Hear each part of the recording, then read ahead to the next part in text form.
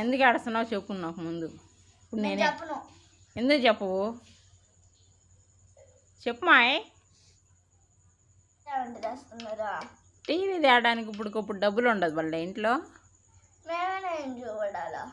ఏం చూడాలంటే ఆవన్ని సెల్లా. ఇప్పుడు టైం ఎంత 9 అవుతుంది, తినేసి పడుకోవచ్చు కదా.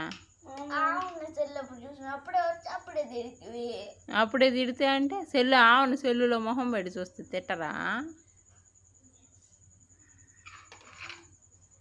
అందుకే అంతలోపు రోషం వచ్చిందని. ఇక ఆడపిల్లకి అంత కోపం పనికిరాదు నాన్న.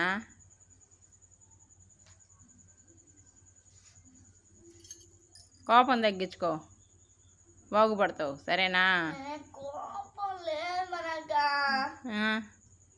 దాన్నేమంటారా?